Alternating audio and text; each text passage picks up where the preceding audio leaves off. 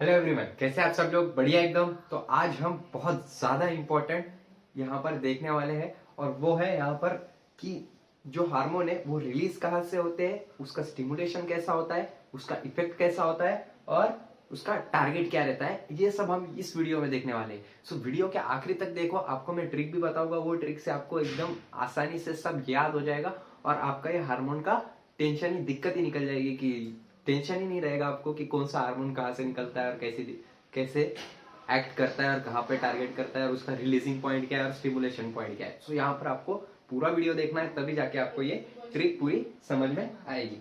ठीक है, तो स्टार्ट करते हैं। तो सबसे पहले देखो, हाइपोथैलेमिक हार्मोन रहता, पिट्यूटरी हार्मोन रहता, टारगेट रहता और इफेक्ट रहता। ठीक है, अब पिट्यूटरी के मैंने दो टाइप्स पढ़ाए थे, एक रहता पोस्टेरियर पिट्यूटरी और एक रहता एंटीरियर पिट्यूटरी। ठीक है, सो जो पोस्टेरियर पिट्यूटरी रहता उसमें से दो हार्मोन निकलते।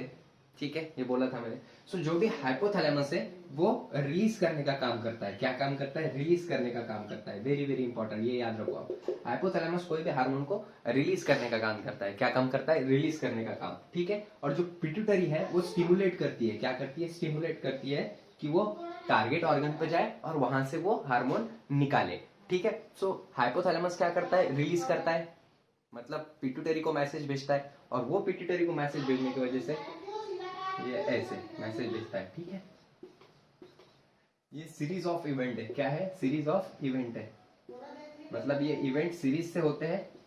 ठीक है, सो देखो, सबसे पहले हम देखेंगे अभी पोस्टीरियर पिट्यूटरी में। पोस्टीरियर पिट्यूटरी में दो हार्मोन है, ये तो आपको पता है। कौन से? एडीएच और वासोप्रेसिन।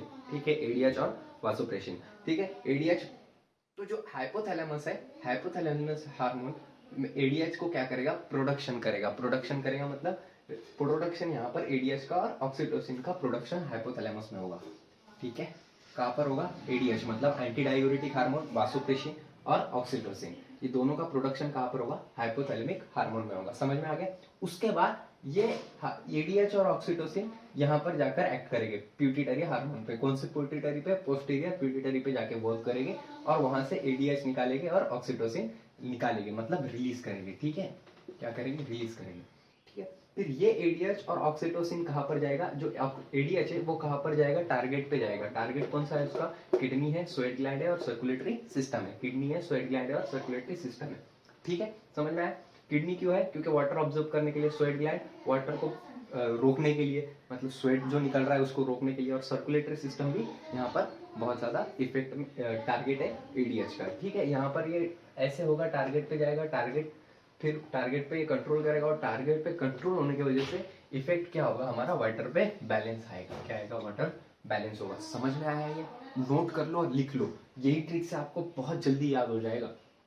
दूसरे में बहुत कंफ्यूज हो जाओगे आप। ये सिंपल है, ये सिंपल इसमें आपको बता दिया गया है, सो वो देख लीजिएगा। फिर उसके बाद है ऑक्सीटोसिन। क्या है? ऑक्सीटोसिन। तो ऑक्सीटोसिन कहाँ से निकलेगा? पिट्यूटरी हार्मोन से निकलेगा और ऑक्सीटोसिन रिलीज होगा यहाँ से।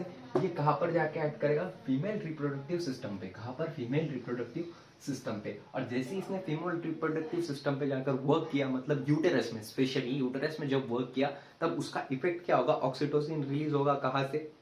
सबसे पहले प्रोडक्शन होगा हाइपोथैलेमस से, रिलीज होगा पिट्यूटरी हार्मोन से, मतलब पिट्यूटरी ग्लैंड से। ठीक है, उसके बाद ये इफेक्ट करेगा फीमेल रिप्रोडक्टिव सिस्टम पे। फिर ये इफेक्ट करने के बाद टारगेट करेगा फीमेल रिप्रोडक्टिव सिस्टम पे, और टारगेट होने के बाद ये कॉन्ट्रैक्शन ऑफ यूटरस होगा ड्यूरिंग पार्चुरेशन, मतलब जब हमारा बेबी रहेगा, वो जब पार्चुरेट करेगा, मतलब बाहर निकलेगा, जो बेबी रहता एक फीमेल बॉडी में, जब वो प्रेग्नेंट रहती, जब वो ग्रेविडा रहती, तो जब वो गर्भवती रहती ना, जब लेडीज, तो तब क्या होता है कि ऑक्सीटोसिन निकलता है हाइपोथैलेमस से। हाइपोथैलेमस से जाने के बाद ऑक्सीटोसिन कहाँ पर जाता है? पिट्यूटरी ग्लैंड में जाता है। पिट्यूटरी ग्लैंड में जाने के बाद वो हार्मोन सीक्रेट होता है ऑक्सीटोसिन, और वो कहाँ पर टारगेट करता है? यूटेरस में टारगेट करता है। यूटेरस में टारगेट करने के बाद कॉन्ट्रैक्शन होता है यूटेरस में, और कॉन्ट्रैक्शन होने के बाद क्या होता है? बेबी एक्सपेल आउट हो जाता है, मतलब डिलीवरी हो जाती है। समझ में आया?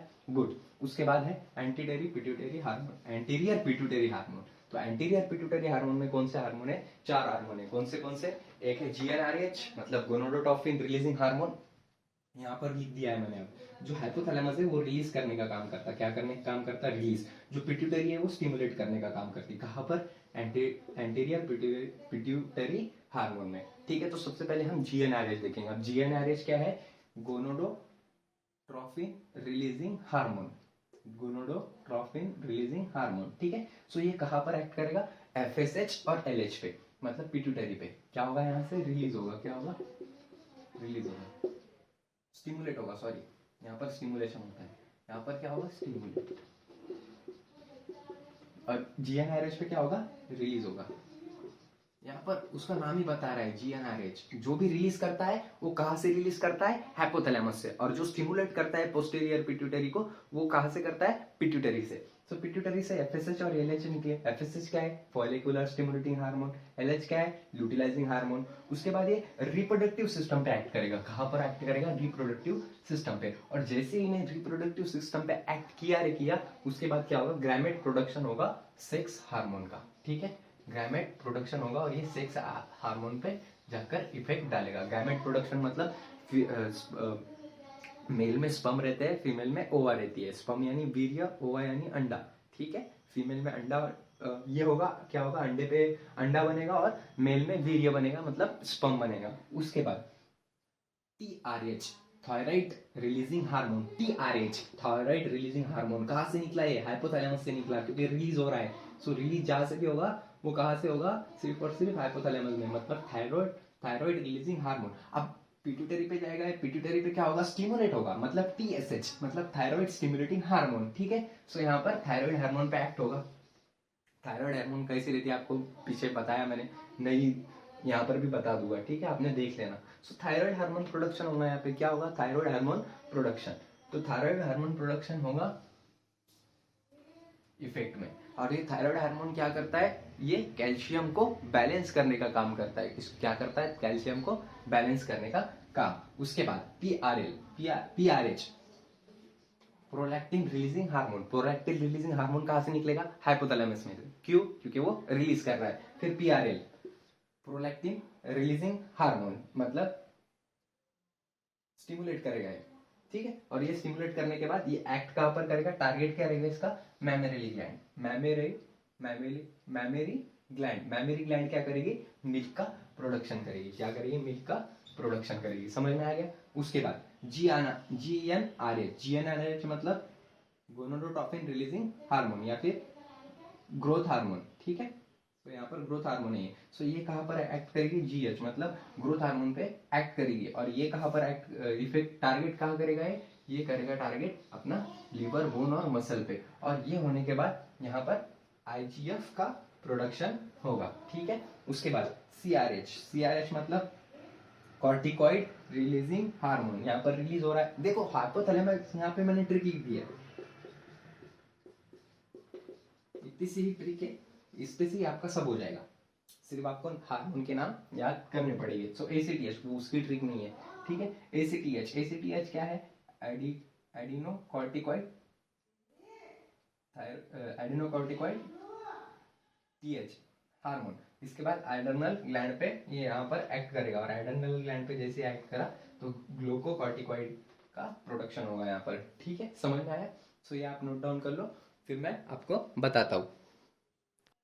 सो आईजीएफ का मतलब बताना भूल गया था मैं। आईजीएफ का मतलब होता है इंसुलिन ग्रोथ फैक्टर, ठीक है। सो ये इंसुलिन ग्रोथ फैक्टर का यहाँ पर क्या होगा, प्रोडक्शन होगा। समझ में आया इतना ही। सो यहाँ पर ये हमारी ट्रिक खत्म होती है। बहुत ज्यादा इंपॉर्टेंट है ये, और मैंने बहुत सिंपल वे में 9 मिनट में आपको समझा के बता दिया है। सो आप ये बिल्कुल नोट कर लीजिएगा। नीट में यहाँ से एक क्वेश्चन तो फिक्स है, और कोई भी एग्जाम दे रहे होगे आप पीसीबी की, बायोलॉजी की, तो यहाँ से एक क्वेश्चन आना फिक्स है। सो आप ये पूरा नोट डाउन कर लीजिएगा, अच्छे से लिख लीजिएगा, और कहीं पर डाउट होगा तो मेरे को कमेंट में जरूर पूछिएगा।